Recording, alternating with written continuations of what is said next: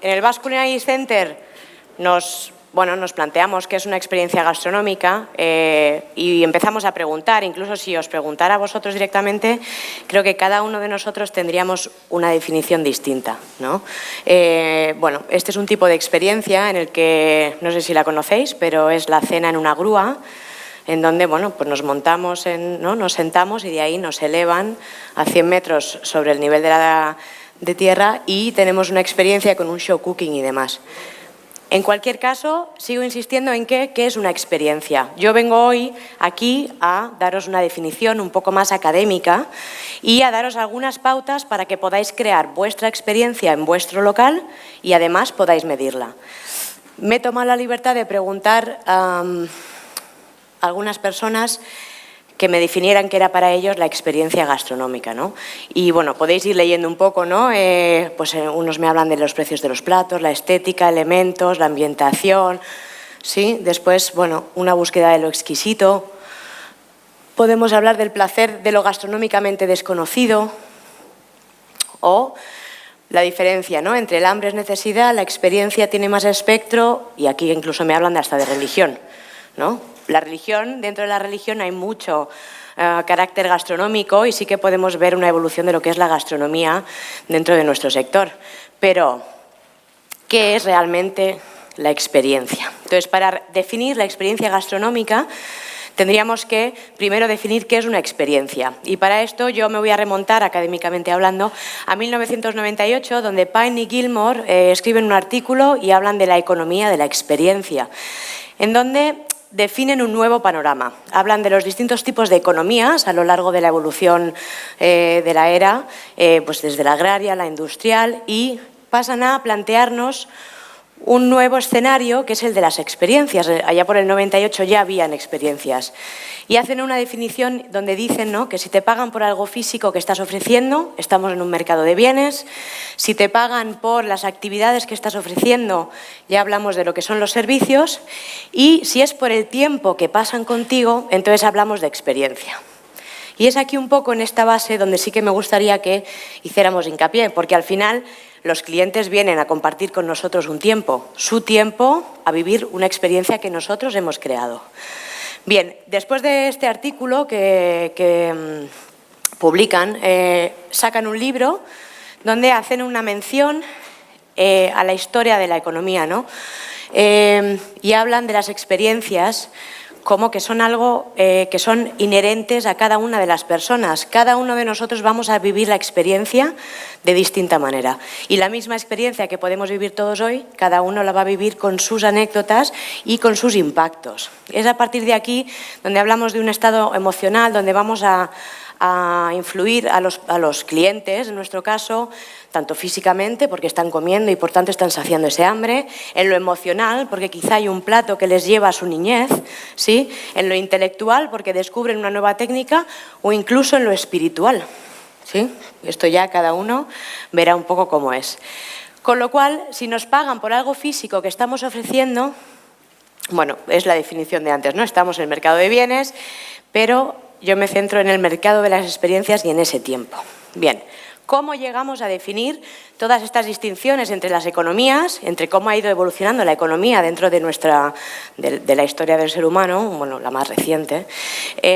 ¿Cómo hemos llegado hasta aquí? Bien, hay que entender la economía desde este punto de vista. Yo voy a hacer un paralelismo con las tartas de cumpleaños, ¿no?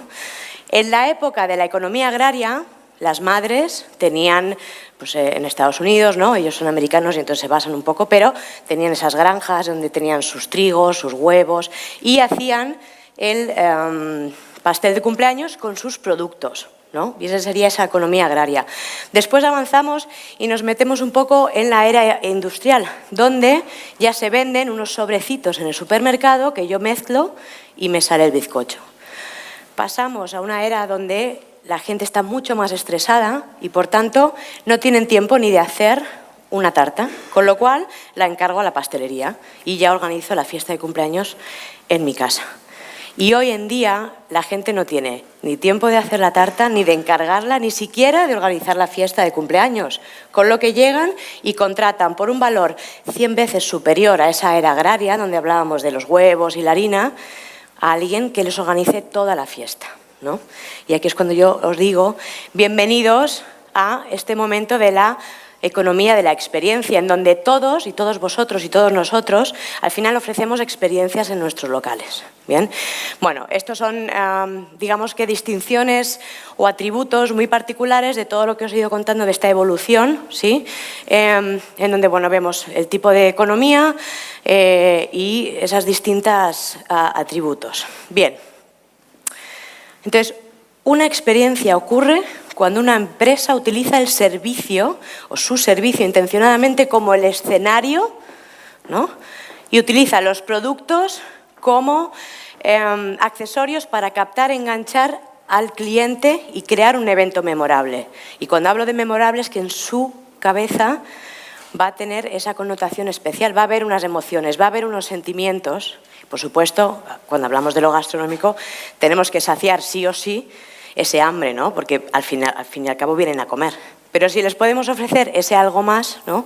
Estando en Córdoba, con tanto turismo que tenemos, bueno, pues vamos a ver un poco cómo podemos luego desgranar la experiencia para poderla adaptar.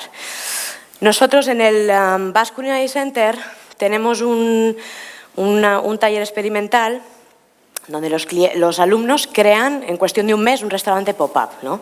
Y les decimos que no puede ser un restaurante cualquiera, que tiene que ser algo innovador, que tiene que ser una experiencia, que les llegue a los clientes, ¿no? Os voy a poner un vídeo para que veáis un poco cómo trabajamos la experiencia en el Basque.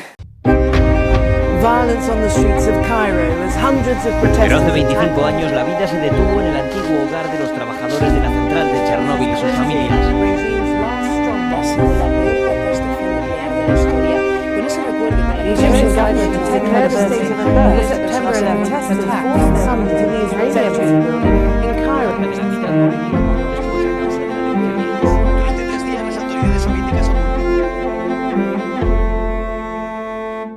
Dilema es nuestra forma de expresar de una forma neutral los conflictos sociales que están en la actualidad. Queríamos algo real transmitido a una experiencia con un hilo conductor que son los dilemas en general. Que llegaran y se cuestionaran cosas, se cuestionaran temas y se llevaran algo, un mensaje, o sea, que no fuese simplemente venir, comer y bueno, tomar un buen vino y así, sino que fuese algo que trascendiera en ellos y que se llevaran, se pudiesen llevar algo con ellos y que les quedara algún mensaje.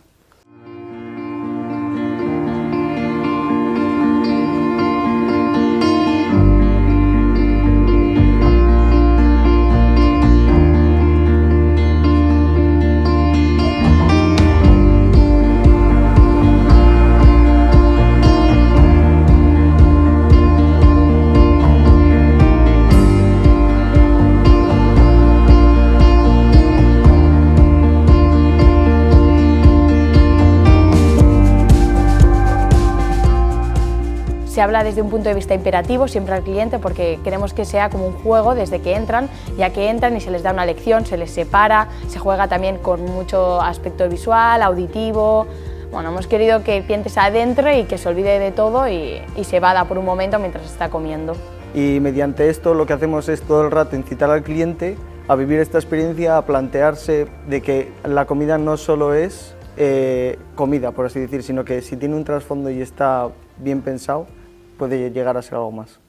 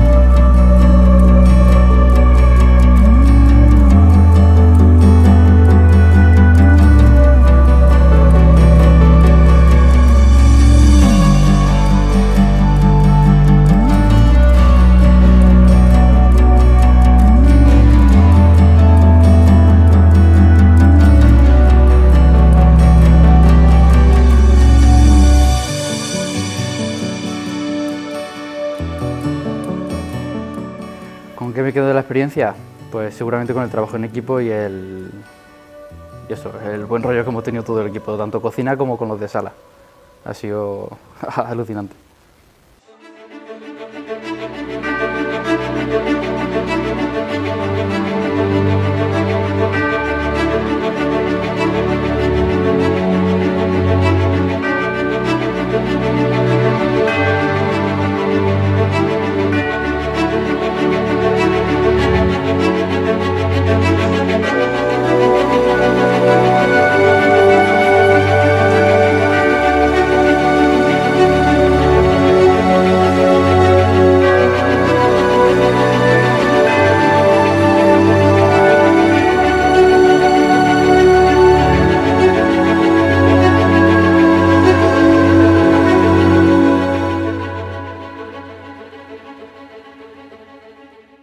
Bueno, sin duda para mí estos alumnos, estos y todos los que llevan haciendo el taller experimental son capaces de crear experiencias muy específicas y muy emocionantes, ¿no?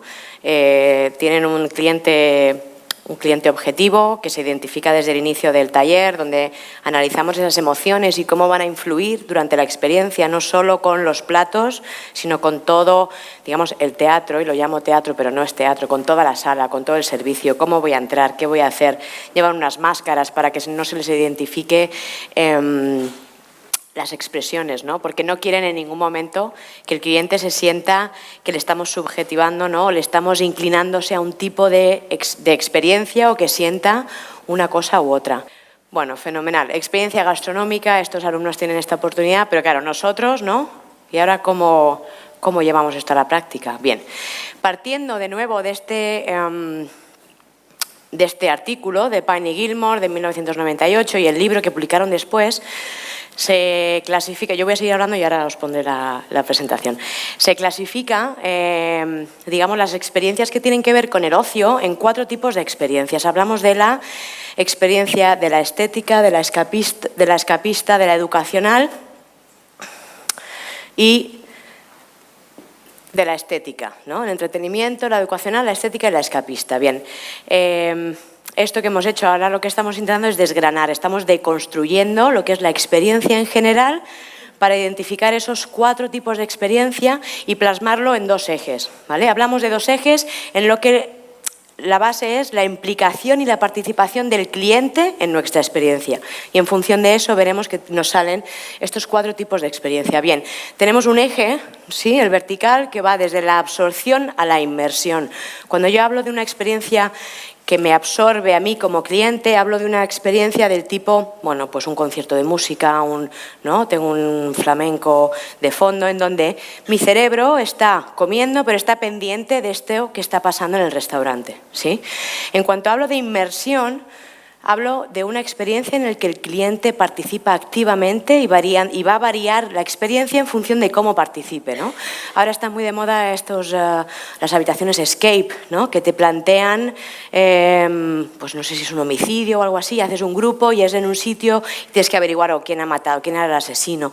Estos son este tipo de experiencias escapistas en donde tú, como cliente, vas a variar totalmente el desarrollo de esa experiencia, ¿sí? Entonces, eso sería el eje vertical, hablamos de la absorción y la inmersión, y después hablamos del eje horizontal, donde hablamos de una actividad o de una participación más pasiva y una participación más activa, ¿no? En función de eso, clasificamos estos 4 tipos de experiencias.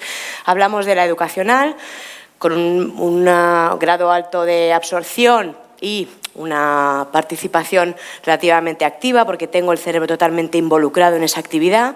En cambio, cuando hablo del entretenimiento, de ese concierto, pues hablamos de lo que es más pasivo en mi participación, pero mucho más en cuanto a mi absorción, ¿no? Y lo mismo abajo, hablamos de la estética y cuando hablamos de la estética también hablamos de esa ambientación.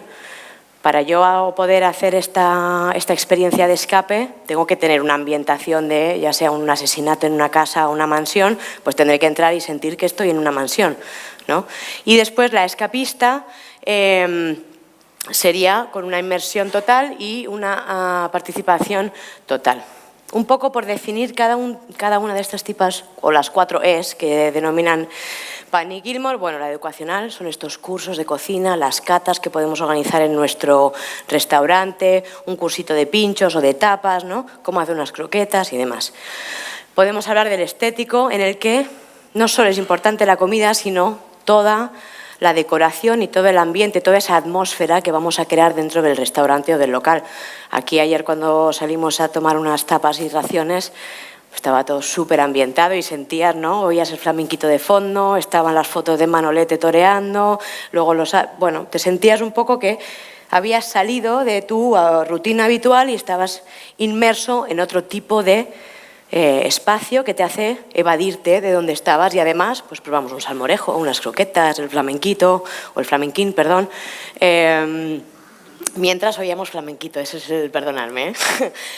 Bueno, pues el estético sería ese tipo de experiencia, ¿sí? La escapista, bueno, os voy a poner unas fotos de otro taller experimental de alumnos del Basque Culinary Center donde el cliente tenía que resolver un asesinato. Y entonces les iban metiendo pistas, bueno, había un panel, ¿no?, con las diferentes investigaciones, y luego les iban poniendo, pues bueno, en uno de los platos, que luego se tenían que comer, pero primero tenían que sacar ese pergamino enrollado medio quemado, donde había una pista, ¿no? Había pistas falsas, pistas verdaderas, y al final de la experiencia, si conseguían descubrir quién era el que había asesinado al hijo de la dueña de la mansión, pues entonces tenían un plato extra, ¿no? Bueno, estos son, ¿no?, maneras, los chavales pues tienen mucha creatividad y son capaces de crear experiencias únicas, ¿no? Y luego serían las del entretenimiento. Cuando hablamos de una experiencia de entretenimiento, os comentaba, ¿no?, conciertos. En Madrid hay un restaurante que se llama La Castafiore, donde estás cenando y de repente los camareros se ponen a cantar zarzuela y ópera en medio de la sala, ¿no? Y entonces, bueno, pues es una experiencia un tanto distinta y que hace, bueno, que entres como muy en el fondo de la cuestión. Total, que esto es la teoría.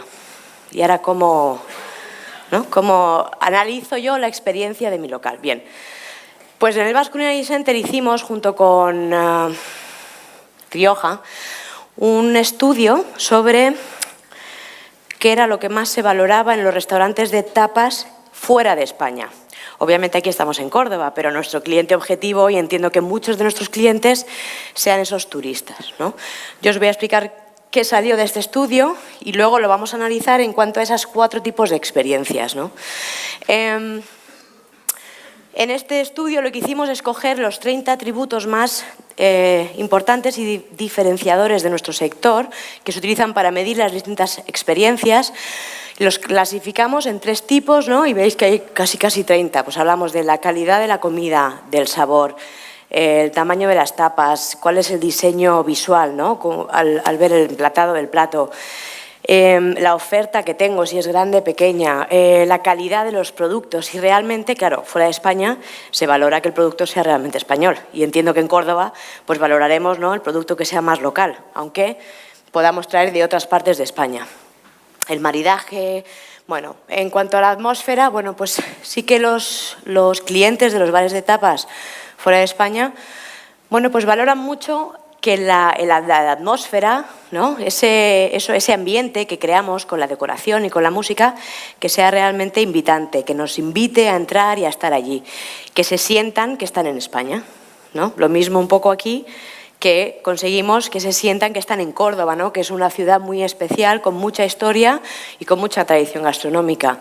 Hablaban de la buena compañía, también el nivel de jaleo, ¿no?, que les gustaba el jaleo, pero tampoco excesivo, ¿no? Pero el jaleo es como que nos representa a los españoles fuera de España, entonces la gente buscaba la música, la oportunidad de socializar y después, bueno, los precios, obviamente el precio es parte de esta experiencia, el diseño del local, ¿no?, la experiencia que ellos tienen en función del diseño, la barra, si servimos en la barra o no servimos en la barra. Bien, bueno, 30. ¿Qué hicimos? Los fuimos clasificando uno a uno en ese tipo de experiencias que os comentaba. En cuanto a la educacional y la escapista, bueno, pues hablamos de unos cuantos valores en cuanto a lo más gastronómico de nuestro local.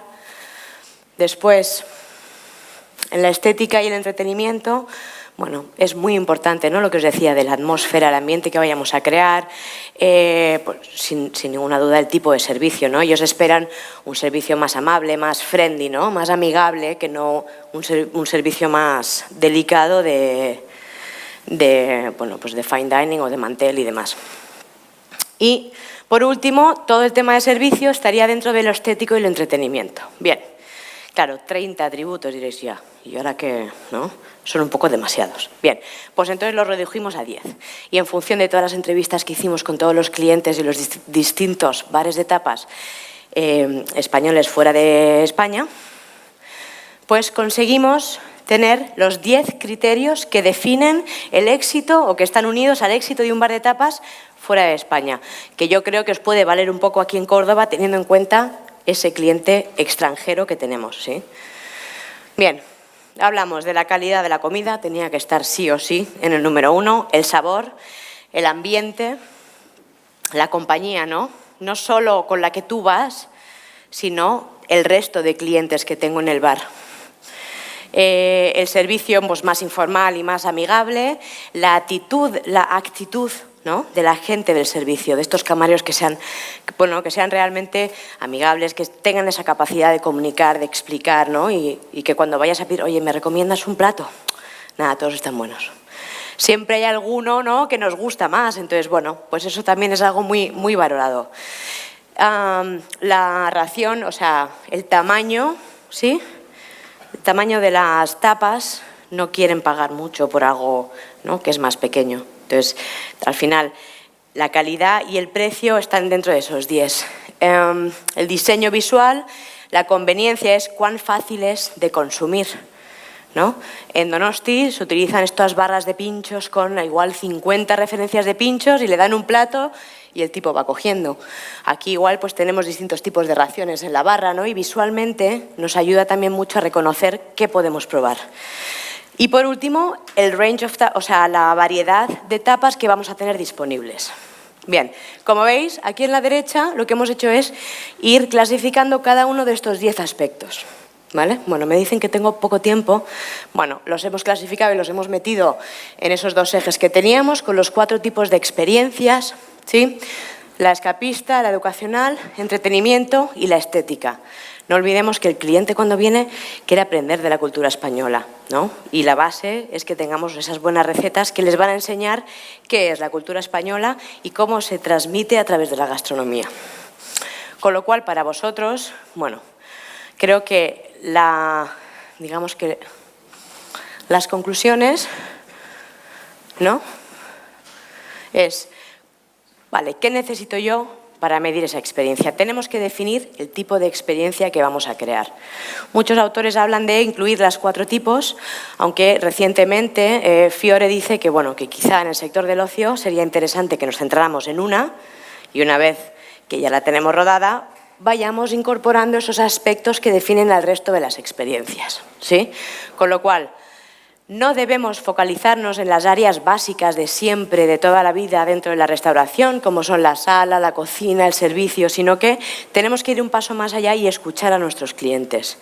Cuando entendemos el tipo de cliente que tenemos, es mucho más fácil crear esta experiencia.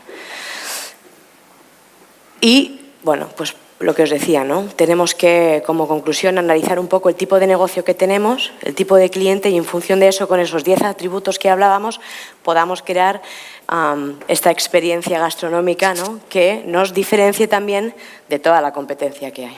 Y bueno, pues con esto, lo que os decía, los 4 tipos de experiencia, identificar y esos atributos, pues interiorizarlos y poder aplicarlos en el día a día. Muchas gracias.